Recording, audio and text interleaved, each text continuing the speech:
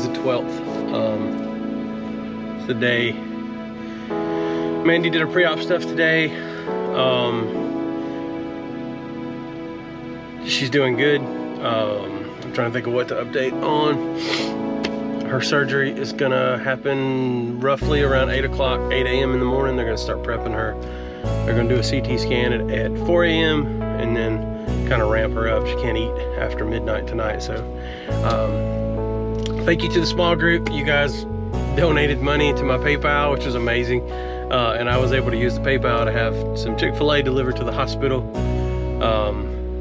Sarah was able to come today she was there for another reason. I'll talk about that in a second. But Sarah was there. So me and Sarah and Mandy were able to sit in the room, and she was able to eat Chick-fil-A, and we had a little family dinner right there in the ICU. Seems like such a small thing, but it's not. It's really good. I'm a little scared. I feel faithful. I feel positive that it's all gonna work out. I really do, but there's no, it's not lacking some fear and some just like overwhelming, being overwhelmed in this whole scenario. So don't misunderstand my fear for, it's the worst happening. Well, it is kind of the worst happening, but you get the idea. I'm losing it.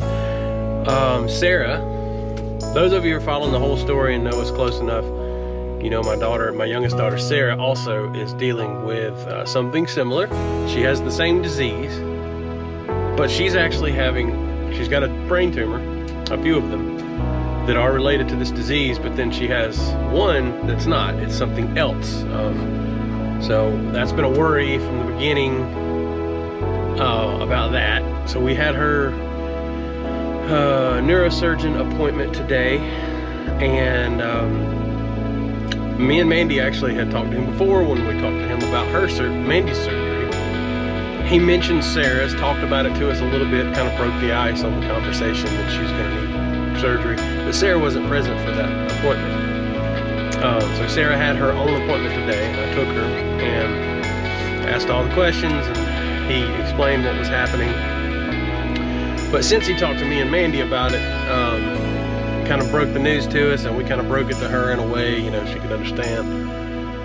Plans have changed. He talked to his team, and they determined that they needed to take a different approach to what was going on with her. A little more dangerous. A little more dangerous sounding than the other, and a little more invasive than the other way that he described to us. So that's kind of got us a little worried and scared, but I feel confident. I really do feel. I'm having to fight my worry with my faith, and my facts, right? My logic. My logic is telling me everything's going to be okay. We're in the best place in the world. We're at the best hospital in the world. They know more about this stuff than anybody else in the entire world, and we just so happen to live 30 minutes from this place. So my logic and then my faith on top of that, God brought us here. God put us in this position. I feel like God's going to see us through. Why would he not? Logic and my faith, and then there's my emotions. My emotions are a little overwhelmed. So the surgery is invasive. Post-surgery is going to be kind of awful for her. She's going to have a really bad cut right across here, across her hairline. And that scares her to death, right? She's worried about looking funny, and her and her mom's already talking about, how they can cover that up till her hair grows back. And I mean, little girls are, she just wants to look pretty, and she's gonna be thinking that she looks hideous. The rest of us won't see her that way, obviously, but it's scaring her to death. So dealing with that, her surgery is scheduled for August the 19th. So, and that literally is to give Mandy time to heal, so Mandy can be her caretaker like I am to Mandy, and allow me to be able to work rather than being 100% allocated to this. So we're just trying to, as a family, we're having to be very strategic about how this all works out.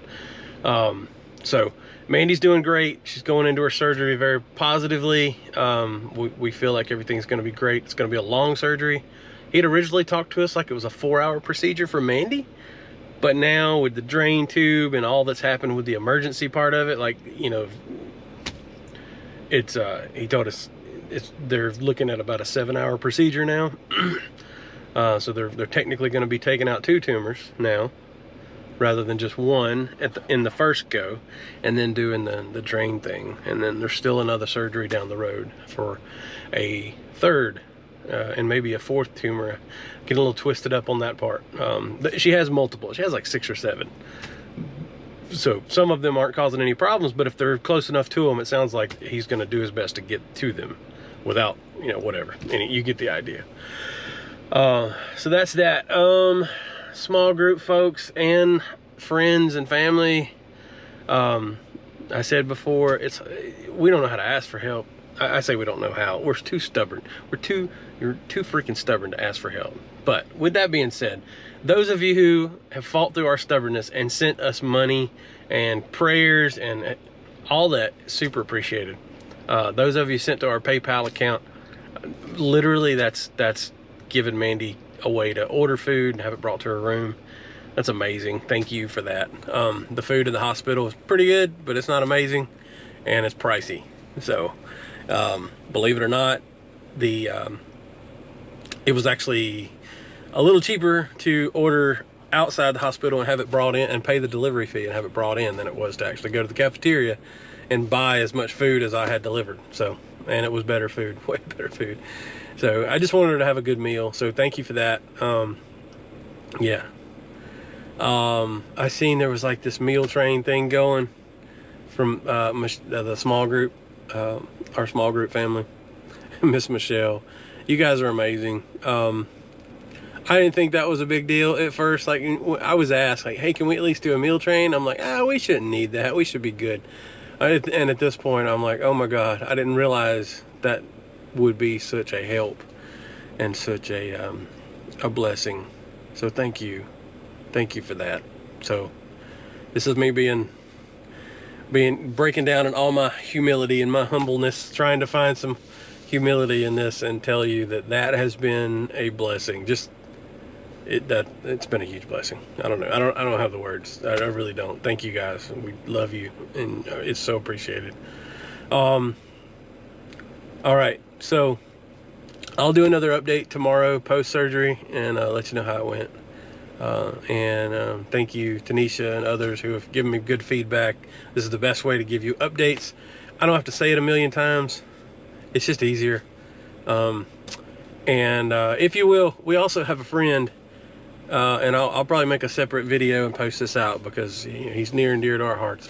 We have a friend who's at MD Anderson right now, and he saw my updates on Facebook, and he reached out, and he's a youth pastor, and he used to be a youth pastor at one of the churches we attended back home, and him and his wife are here now, and he's battling cancer, been battling for a long time. He's got leukemia, so.